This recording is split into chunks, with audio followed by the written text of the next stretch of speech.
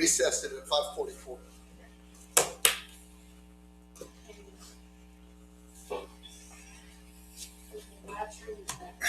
It is wonderful.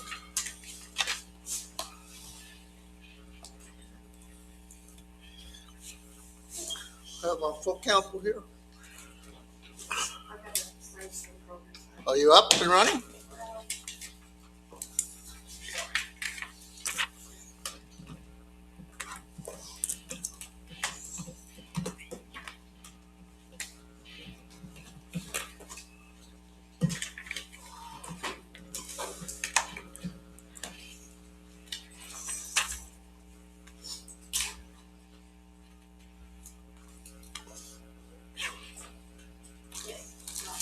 Okay, it is 6 p.m. and we're going to reconvene the regular city council meeting for Tuesday, August 11th, 2026. We reconvene in open session. Let's do a roll call, please. Sheena Martinez, District 1. Houston Marchand, District 2. Nicole Schreiner, District 3. Tobin Ship, District 4. Valerie Solis, District 5. And Bruce Alexander, Mayor. If you all please stand for pledge of allegiance followed by invocation. I pledge allegiance to the flag of the United States of America and to the republic for which it stands, one nation, under God, indivisible, with liberty and justice for all. Honor the Texas flag. I pledge allegiance to thee, Texas, one state, under God, one and indivisible. Okay, do we have someone for invocation? No. Anyone. All right. Well, Sheena, would you please? Dear Heavenly Father, thank you for keeping us safe and arriving here safely. Guide our hands and our thoughts and our minds on to make well-informed decisions based off information presented. Keep everyone safe, especially in this heat. We ask in Jesus' name. Amen. Amen. Thank you, Sheena. All right.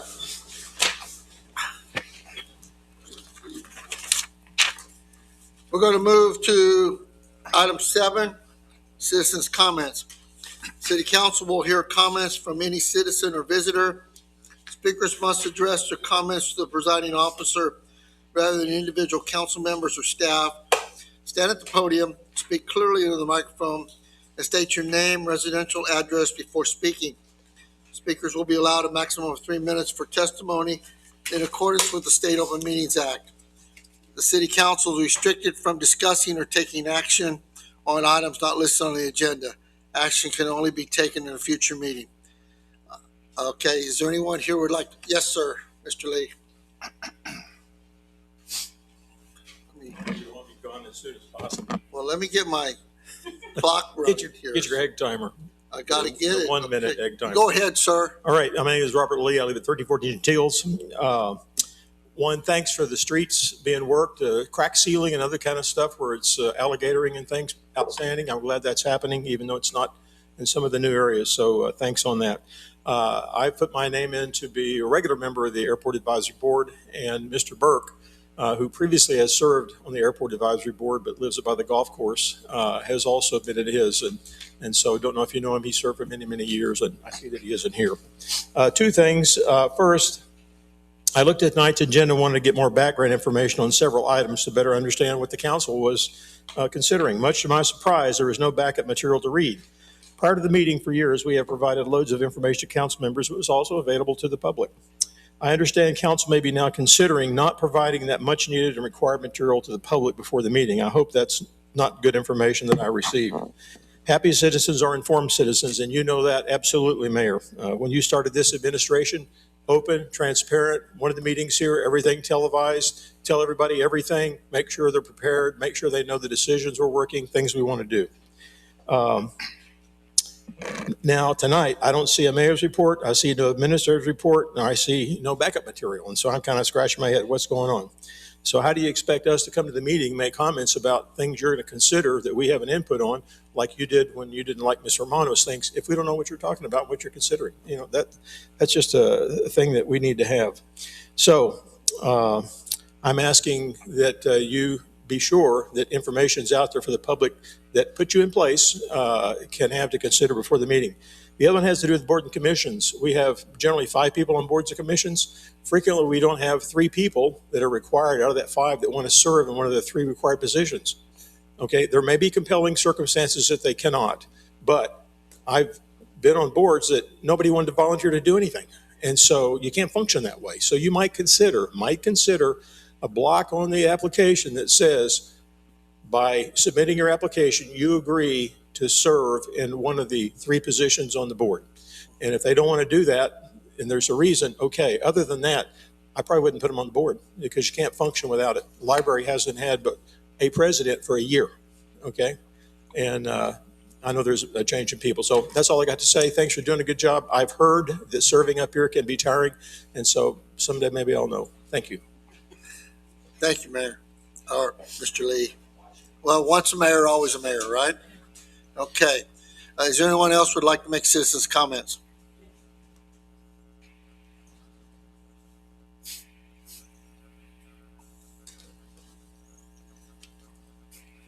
Hang on a second. I'm My trying to. comment is because I've been on the library board for the last year, and now my Name and address, please, first. I'm sorry. I'm sorry. I'm Shelley Estrada. Okay. I'm on the library board, or I think I am. Yes. Well, your application's, I think, tonight. Okay, so I would like to be on the library board again.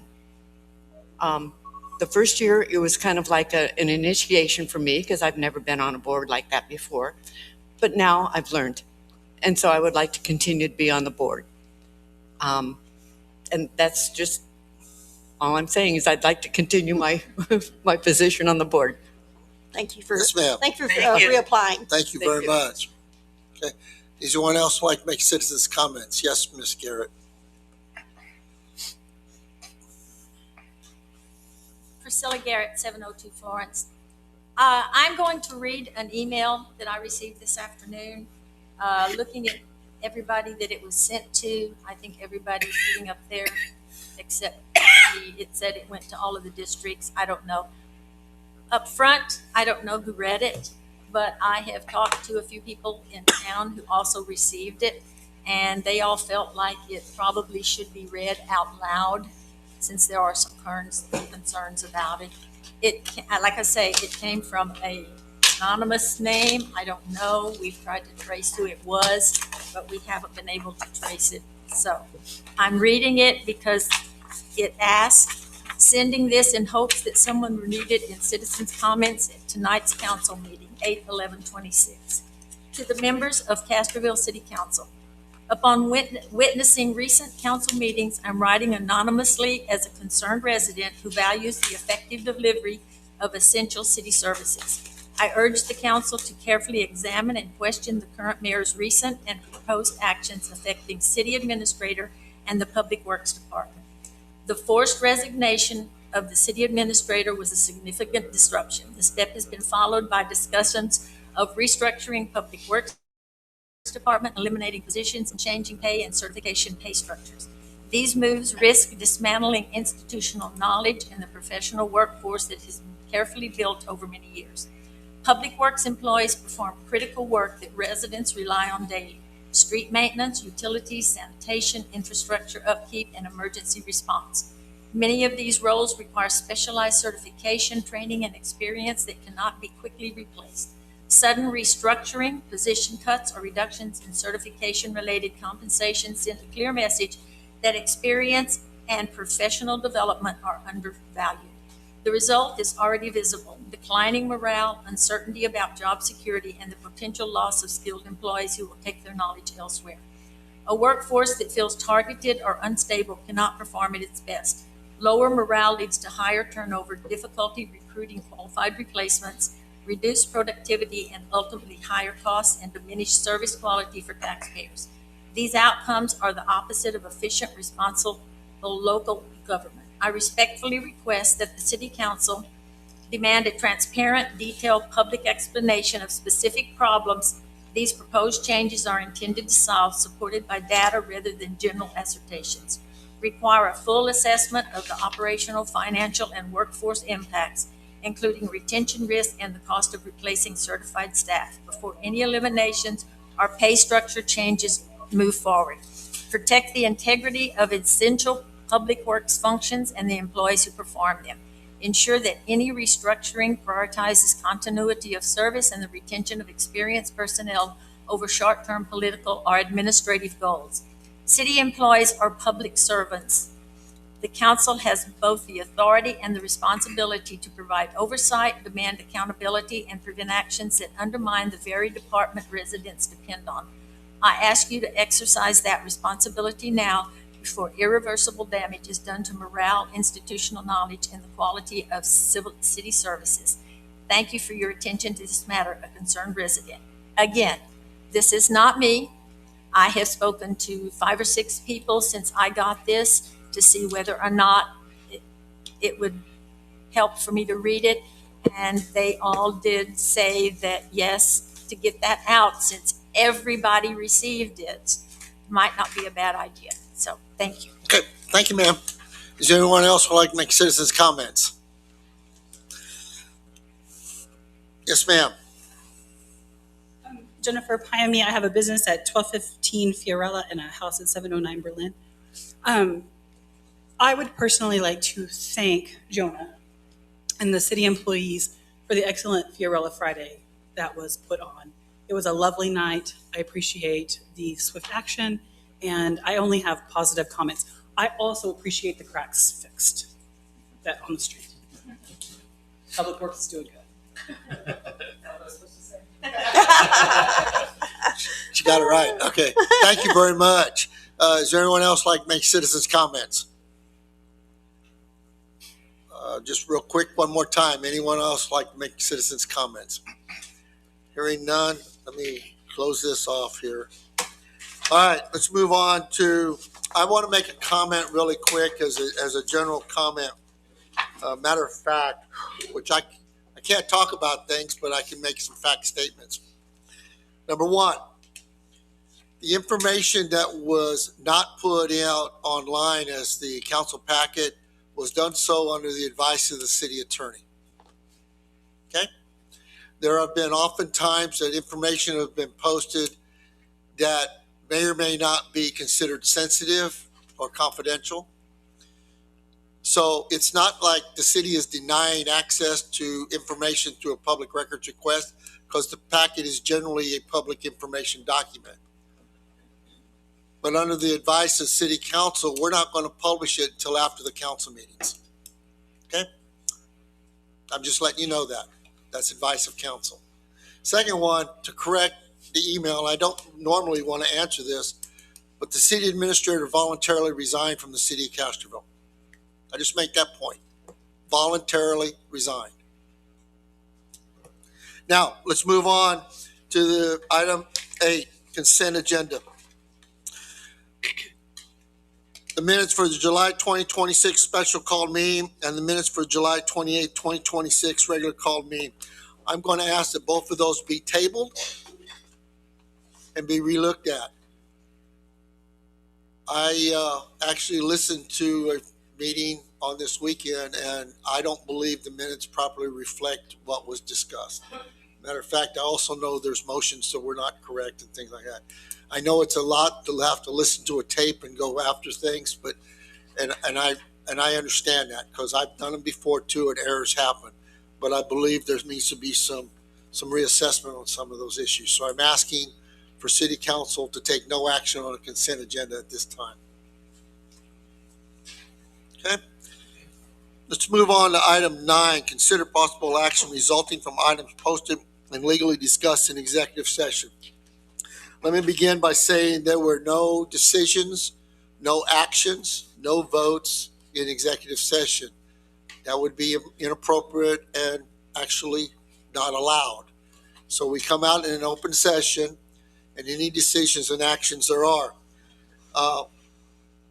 I'll say it so you guys can agree with this or not, but I'm looking for a motion to direct the mayor to issue performance improvement plans to both the city secretary and the director of public works as presented by the city attorney.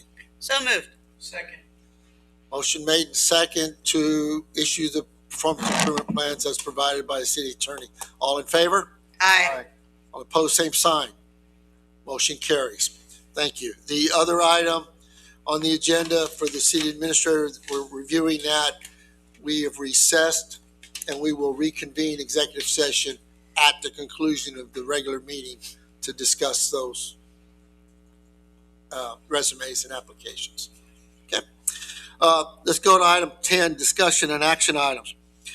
The item A is consider a resolution approving the form and authorizing the distribution of a preliminary limited offering memorandum for the city's upcoming special assessment revenue bonds, Series 2026, Castroville Eastside Public Improvement District Number 2, Improvement Area Number 1 project, and resolving other matters incident and related thereto.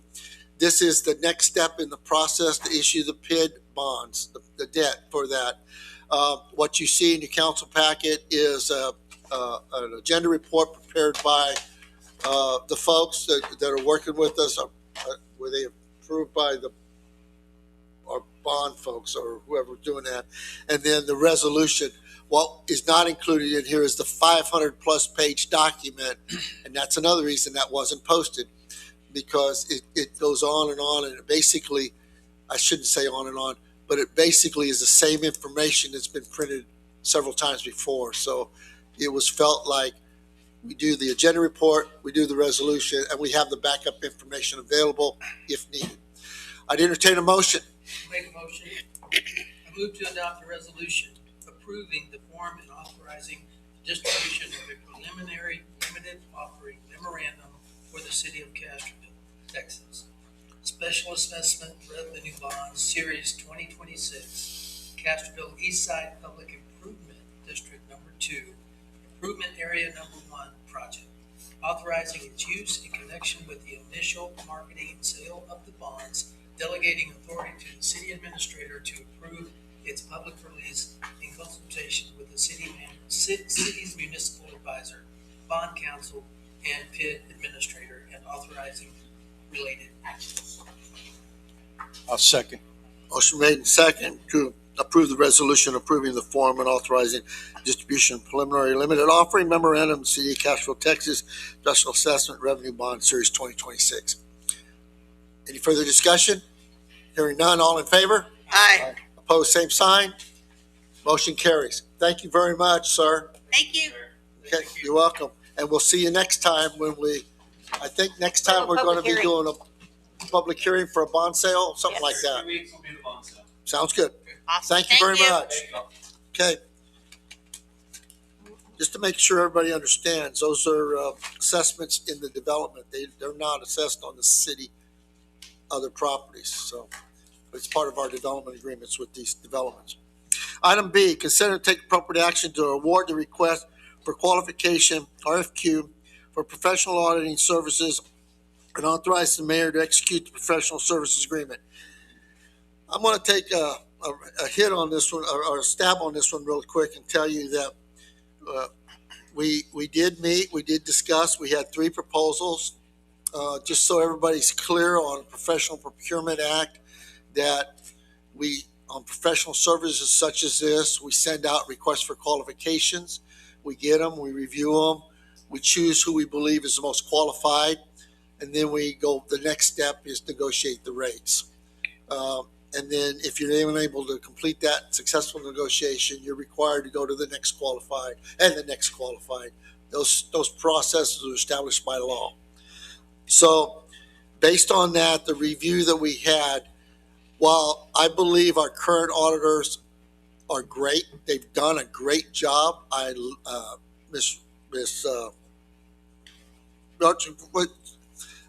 We've had Roach. Roach. We've Kim had Roach. Kim Roach. We've had great communications and done a fantastic job.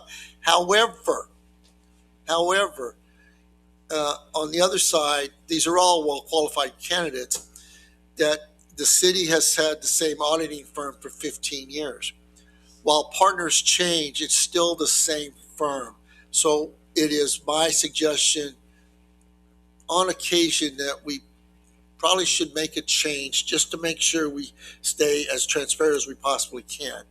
So the recommendation is to choose ABIP PC as our auditors moving forward. And it is a company here, Leroy, is a 3-year. It's a 3-year contract with two 1-year extensions, so the total Okay. 5 years. And so everybody understands the auditors work for city council. They don't work for a staff person. They don't work for the city administrator. They're responsible direct to city council. So I'd entertain a motion. What was that name? It's the second one on the list. Second one on the list. Yeah. I'll make a motion. Okay. I move to select ABIP PC to provide professional auditing services for an initial 3-year term beginning October 1st, 2026, with the option for two additional 1-year extensions, and authorize the mayor to execute the professional service agreement on behalf of the city of Castroville. I'll second. Okay, we have a motion and a second to provide professional auditing services for initial 3-year, from ABIP PC for a 3-year term beginning October 1, 2026, and the option of 2 additional 1-year extensions.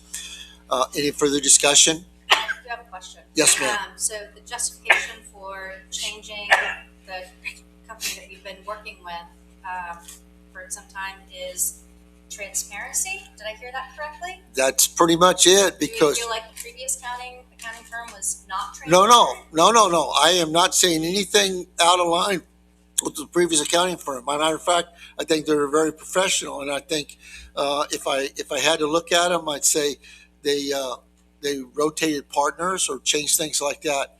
I'm just making the comment that I believe that every once in a while, when it comes to those type of level of professional service, it is a prudent thing for the city to make a change. Any further discussion? Mayor, for the past 7 years that I've worked here, I've never had any issues with Oh, they're our awesome. auditors. They've been great, professional. Yes. They've been transparent with us and back to them, vice versa. So I have I've never had any issues with Armstrong and Bond and Associates. So they've been nothing but professional. And I have no doubt. Yeah. But if I was here in 5 years, I'd be asking for another change, because I just think it's a good practice to change firms on occasion on that type of thing. They're very well qualified, very professional in their approach. I'm just asking for the change. Any further discussion? Well, just one comment. Yes. Mayor, isn't it normal practice that cities do change after a long period of time? There are different ways. Some things change by changing partners that work on it. Some people just actually change firms. So it goes both ways. It's just what the city is comfortable with. And am I correct? Yes, sir. Okay. When you're talking about partners, who the principal is, because the principals are normally a partner in the firm. Okay. Any further discussion? Hearing none, all in favor? Aye. All opposed? Nay. Okay. Motion carries 4-1. Thank you. Let's go to the next item. The next item, Leroy, I'm sorry, I'm just taking over this. Oh, you're good. Is that okay? Okay. Next item is consider and take possible action to award the request for proposals for bank depository services and authorize the mayor to execute the bank depository agreement. This is different than a request for qualifications. This is a request for proposal. So, and this is a council action to choose who your bank depository is. I believe the contract is Same thing, 3-year with 2 2-year. We had two banking firms that did it. That provided it and laid it out. And the review was done by myself, I was Leroy, and our and county manager. our AP or The county manager. A county manager, Hilda. And we came to the same conclusion. The recommendation is to stay with Castroville State Bank. And I would entertain a motion. Now, again, no ill will to the other bank. It's just, that's a management decision based on the information provided and a recommendation. So, entertain a motion. I'll make it. I move to select Castroville State Bank as the City of Castroville's bank depository for initial 3-year term beginning October 1st, 2026, with an option for 2 additional 1-year extensions, and authorize the mayor to execute the bank depository services agreement on behalf of the city. I'll second that. Okay, we have a motion and a second to select Castroville State Bank as the city's bank depository for initial 3-year term beginning October 1, 26, with the option for 2 additional 1-year extensions. Any further discussion? Hearing none, all in favor? Aye. Opposed, same sign. Motion carries. All right, moving on. Item D, discussion and take appropriate action to identify areas of outdated practices of the Parks and Recreation Comprehensive Fee List. Councilwoman Solis. Yes, thank you. Yes, ma'am. I've identified 4 areas that I believe warrant further review. I'm calling them outdated practices, not necessarily because they're wrong, but because either our current operations have moved beyond what is reflected in the fee schedule, or we don't have a clear policy direction for it. The first one, council, I'd like to direct your attention to the Lions Park soccer fields. Lions Park soccer fields have been absent from the comprehensive fee list from 2024 to 2026. I did not find any information prior to 2024. Also, acknowledge that the Castroville United Football Club, their most recent user agreement was executed in 2024, and there's not an updated user agreement on file. My concern is that we are, when it comes to youth organizations, we are losing money as a city with utilizing those community assets, as we have another soccer organization that is definitely paying for the use of the regional park when it comes to youth organizations. So, resident versus non-resident rates.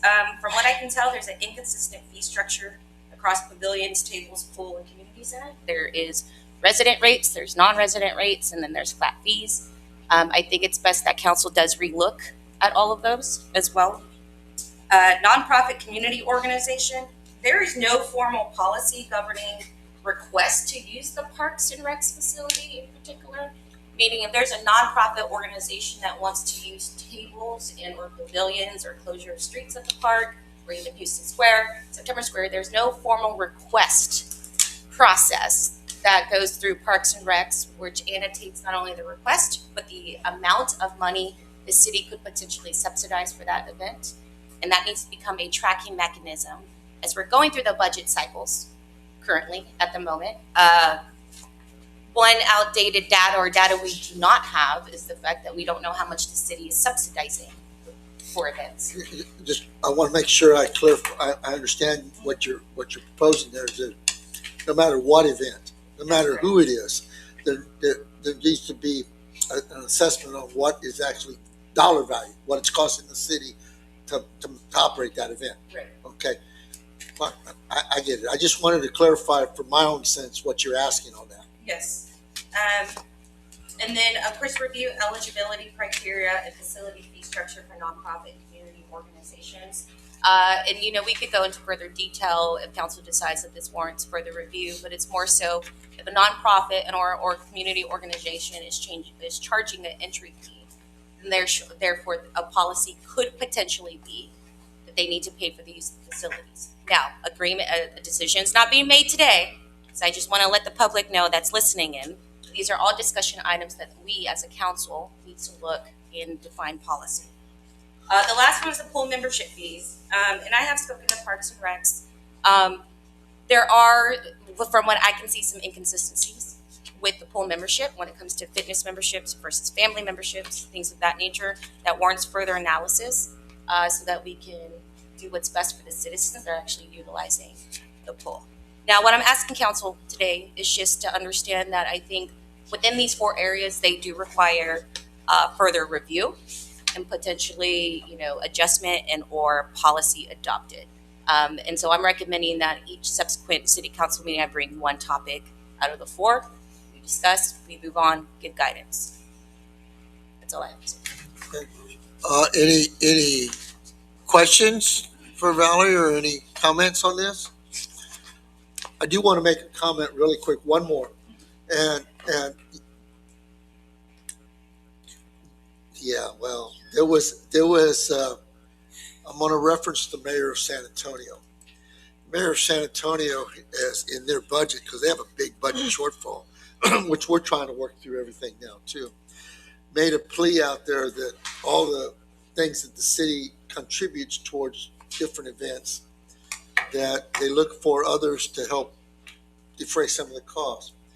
And one of that is when somebody collects fees for their event, then maybe they should be able to provide more financial support for the event to the city. I'm not, that's a council issue, but I would support that. And I think that's what I'm hearing you say along that line. No, that's correct. And I think we're at that point as a city, as we're growing and we're constantly looking at our budget and potentially grow in personnel as well, that we do need to look at the cost of what the city's providing. Well, you're not looking at them to pay it all, but you're looking for some right. contribution, kind of like the other day with the city has to require liability insurance. Those are costs. Okay, I'm sorry. Yes, Need to make a motion? do we need a motion on this? Need a motion? Yes. Yes, okay, I'll do it. Make a motion to approve, recommended approval of phased review process for the 2026 Parks and Recreation Comprehensive Fee List, authorizing each identified policy and fee issue to be presented at a subsequent city council meetings for discussion and guidance. I'll second. Okay.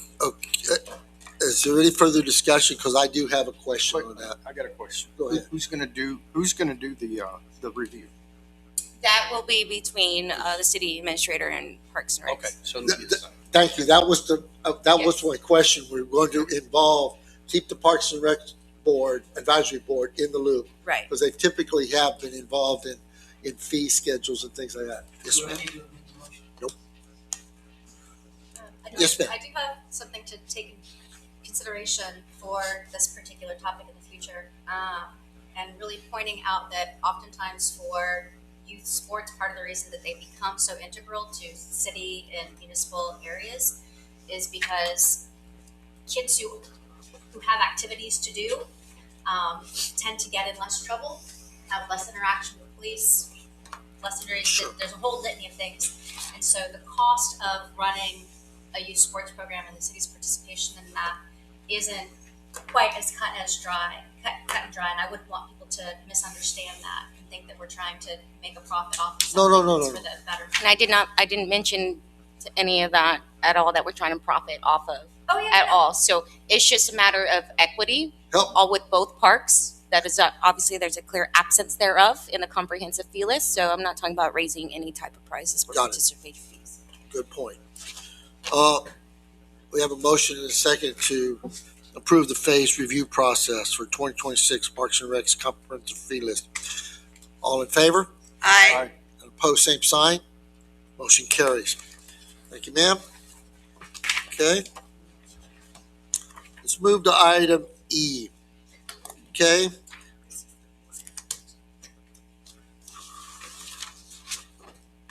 It's the next one, sir. I was just trying to get it. Good. That's right. Item E is consider and take possible action regarding city council members' conflict of interest and possible remedies. This was placed on the agenda at the request of the city attorney. The wording is from the city attorney. And what the intent here is to remind everybody, and that's what's included in here. Chapter 171 of the local government code stipulates what conflict of interests are. And 176 represents a required filing of a conflict of interest form on issues and the process. And then, of course, I've included here out of the from TML itself, basically a discussion of Chapter 171 and some of the do's and don'ts as far as that. And then, and the back part of this is actually straight out of the city's personnel policy that lists conflicts of interest. It could be with an officer, an employee, a council member, or anybody doing business with the city, and including contracts and all of that stuff. So it's more. I'll turn it over to Dan, but I think this is more a broad stroke.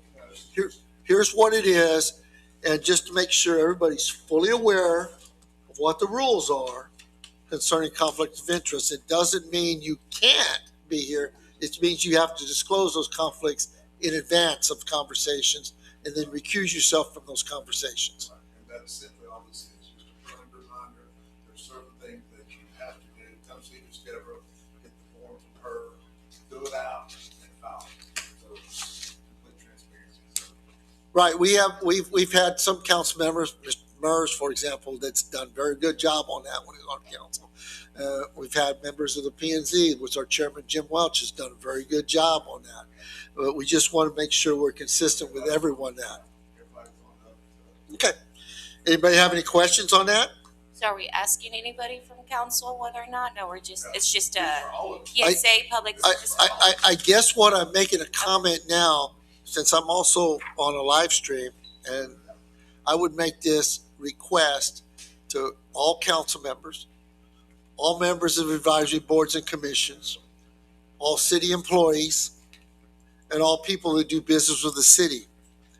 If there is in any way, shape, or form a conflict of interest, please file the appropriate documentation with the city secretary's office so we can address that and move on.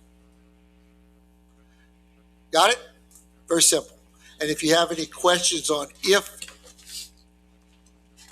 you may or may not have a conflict of interest, please get with the city administrator.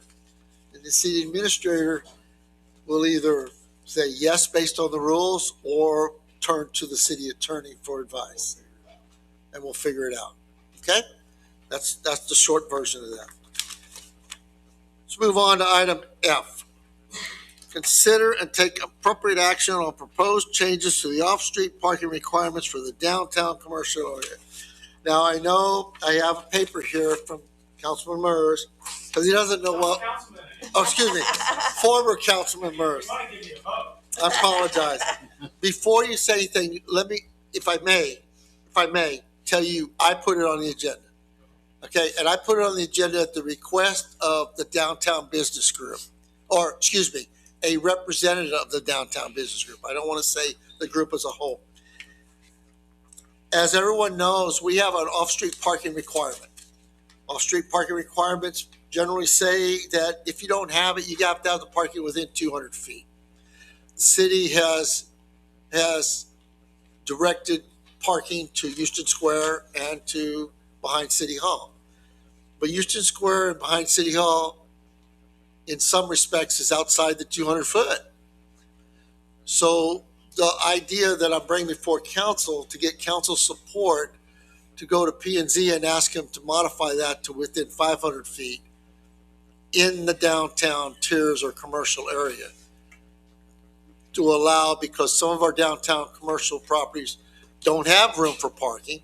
We know that, but we want to maintain compliance. But I also make the point that it doesn't apply to ADA parking requirements. So in other words, you'd still be required to maintain the ADA parking requirements in proximity of business, but would allow the general parking within 500 foot, still maintaining City Hall, the squares, and things like that. Sir, please. David Mers, 148 Village Path. And I appreciate what you said. I believe there is actually a line in the CZO that states that if you are zoned C8 or CH, the downtown historic district, you're actually exempted from like the first 5 or 10 parking spaces that your business would otherwise require regardless of distance. Okay. So it may not be there may be substantially more compliant properties than you expect. Okay. But my primary concern in coming here was actually sort of two, if you still have Bob Lee's wheel, 2 points of order related to this item. To me as a citizen, when I saw this agenda item, I was very alarmed because I know, as you do, that the parking minimums are a component of the CZO. Right. And the CZO has very particular restrictions on when, where, and how it can be amended. Yes. And so when I saw that there was potential action on something to do with the CZO, and it didn't say on recommending or requesting an opinion from P&Z, but it just said appropriate action on these, on changes to these items. That was very alarming to me because there was no public hearing. And I went back and I looked through agenda items and I could not find an agenda on the Planning and Zoning Commission. They had reviewed this or had a hearing on it, made appropriate action or a recommendation on it to the City Council. And so to a citizen, it was very alarming to see this agenda item phrased the way it was. And I thought, okay, maybe it's to send something to the P&Z. And so I went to look at the packet, and there wasn't one. And there hasn't been one posted publicly for the last several City Council meetings. And I find that extremely alarming as well. Mr. Mayor, I know that you campaigned to a substantial degree on transparency. And for several years now, we have been putting all of the non-confidential documents that City Council sees publicly available for all citizens to see. And I know that that was of substantial help to you in fights against items that you disagreed with. And I think you owe it to the other 3,000 of us to have the same opportunity, to review those materials ahead of time so that I could know. They just want to send a recommended change to the Planning and Zoning Commission, and you wouldn't have to see my ugly mug. Thank you very much. Yes, sir. Have a good night. Thank you very much for your comments. Appreciate that. And you're right. And it's kind of like what I just said too, but when you look at the CZO, the ways the CZO can be amended, generally a person would file for an amendment, but City Council can file for an amendment too. The City Council can't just strike it, make it, there's a process. This process, this action is to ask council to make a recommendation to the P&Z. And I don't know if you were here in the beginning of the meeting, but I just want to clarify, I believe, and I may be wrong, but I believe this past council packet's one of the first ones that I'm aware of that hasn't been posted, but it wasn't posted this time based on advice of the city attorney. And we're working through those issues. So I just want to make clarification on that too. So the recommendation from myself, I'm asking for a motion to recommend this to the P&Z for consideration and moving forward with an amendment for parking.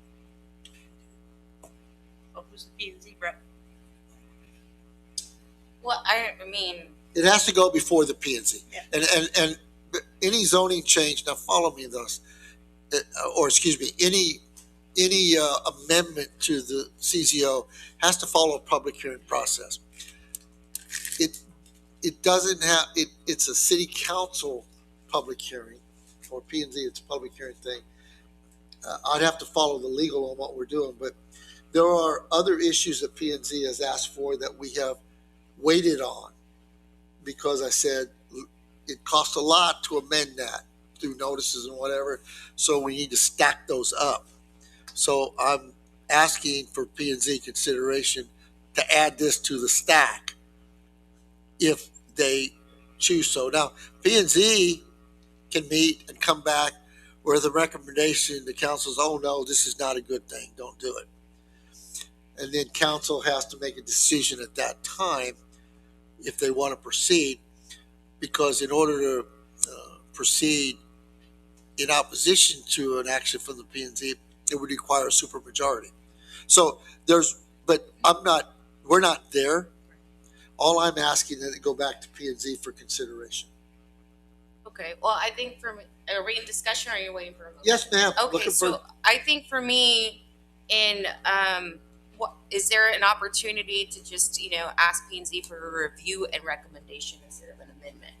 Because I'm that terminology just isn't, unless I'm missing the point with the amendment. But we're just asking P&Z to review it and provide a recommendation, correct? Well, actually, No, because if P and Z is an affirmative, then they recommend to council for an amendment. Because otherwise you're back and forth, because P and Z either has to recommend an amendment or let it die. Because council can't amend the CZO without the P and Z. So I don't know if that sounds Right. a little backward, a little strange, but it's a process. Yeah. So if P and Z says, no, we don't like this, then it's pretty much over unless city council wants to really just push the issue beyond that. But generally speaking, we refer to P and Z. P and Z comes back with a recommended action. Okay. Any other discussion? Any other discussions? No, I entertain a motion if there's one. If not, we let it down on the table.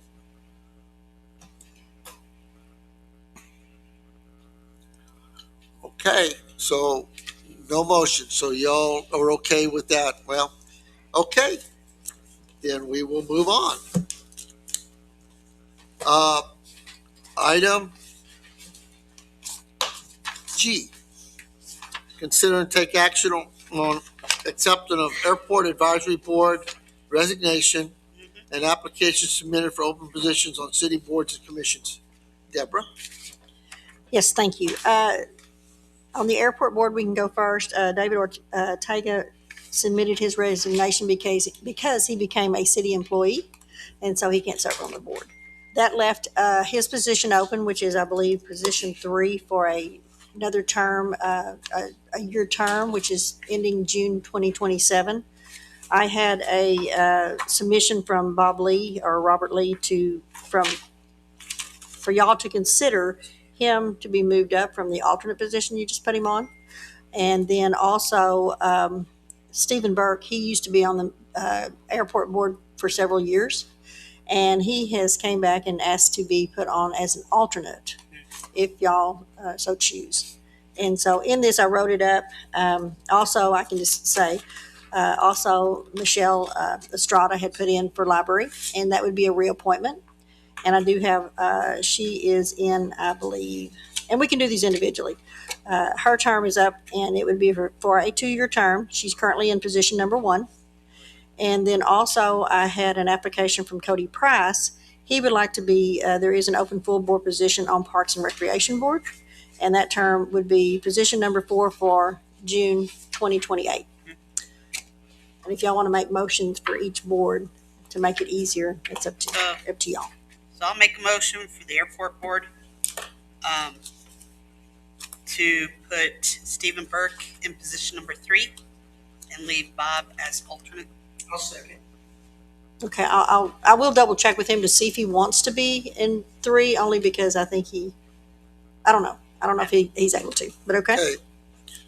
Motion made and seconded to move Mr. Burke into position number 3. And that's it. To accept the resignation of Mr. Ortega from the airport board and put Stephen Burke in the position of number 3. I don't need to say anything about Mr. Lee because Mr. Lee He'll stay in the same position. stays in the same position he is in. So that's a motion to accept and a motion and a second to accept the resignation of Mr. Ortega and place Mr. Burke in position number 3. Any further discussion? No. I just want to clarify Yes, that Mr. Burke has not asked. He's asked to be in an alternate position. I understand that. Correct. Okay. Well, what he'll be contacted and asked, council would like you in a full-time position. And if he doesn't do that, then we bring it back at the next meeting. All in favor? Aye. Opposed, same sign. No. 4-1. Okay, motion carried. Let's move to the library board. We're looking for a motion from Ms. Estrada. All right. I move that we reappoint Ms. Estrada to the open full board position number 1 on the library advisory board for a term ending June 2028. I'll second. A motion and second to appoint Ms. Estrada to the library board position number 1 with a term ending July 2028. Any further discussion? Hearing none, all in favor? Aye. Opposed, same sign. Motion carries. Okay, let's move to the Parks and Recreation Advisory Board. I'll motion to consider appointment of Cody Price for an open full board position number 4 on the Parks and Recreation Advisory Board for a term ending June 2028. Motion made and second to appoint Cody Price to the Parks and Recreation Advisory Board, position number 4 with a term ending June 2028. Any further discussion? Hearing none, all in favor? Aye. Opposed, same sign. Motion carries. All right, folks, that is it. Is there anyone that has anything specific on a future agenda item? Please, if you want to speak now or just send it to me and let's see what we can do. Yes, I'd like to see with creating a citywide grant portfolio with all the grants that are in progress, the status thereof. Yeah, yes, ma'am, and I agree with you on that. Matter of fact, and I hope that along that same lines, little expansion. Leroy, city, we talked about, and I hope you sent the message out that all the department heads, status update of everything they have working on projects, whatever. Yeah, we did. I sent that out. Okay, and that would include any pending grants or where we're at on that, because we do have some grants that are outstanding that maybe we haven't received funding for, but we need upgrades on that. So yes, ma'am. And that's all coming to us on the 25th of the CIP meeting, but you're right, it all needs to be in one centralized location. So we have multiple departments with multiple grants, and it'd be nice if it was all grouped together for council. Right. Yes. The second item I'd like to see is in reference to today's agenda item. I'd like to talk about the Lions soccer fields, Lions Park? Yes, Lions Park Okay, soccer fields. okay, And then a status of where we're at with the 2024 user agreement. okay. I know, Sorry, the football club? Is that what you said? to take off on the discussion we had today, just as a reminder, I know you're working on it, that, and they're coming to us as far as all the agreements we have, what have you. So, council is the contracting authority for the city. So everything out there needs to be flushed through council. Yeah. Anything else? Anybody else got anything? If not, you can let me know and we can go from there. Okay? I'd entertain a motion to adjourn. Oh, No, we're in no, executive session. we're recessing into executive session. Okay, hang on. We're gonna end the open meeting part of this meeting, and we're gonna go back into executive session to complete our conversation on, do I need to read it again? Yes, and you need to give me a date, a time.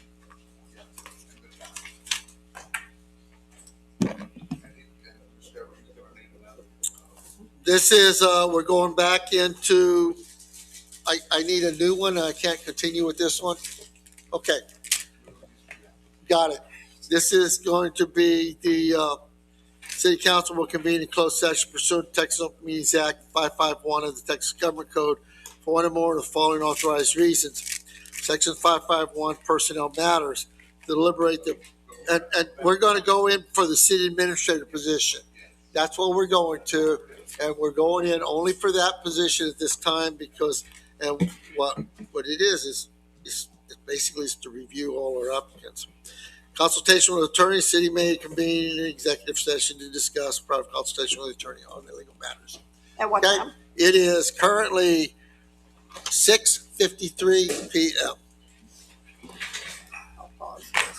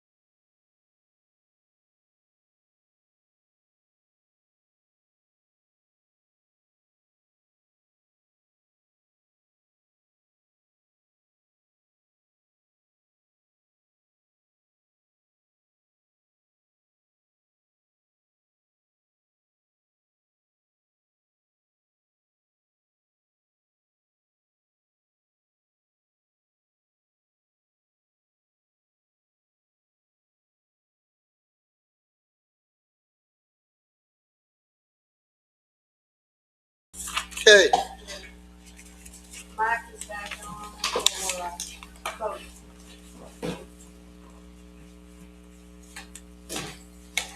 we have our full council in here. Okay, we'll reconvene the open meeting. Executive session, this last one convened at 7:01 PM and ended at 7:29 PM. There were no actions, votes, or binding decisions made in that executive session. Just for what it's worth, council is working on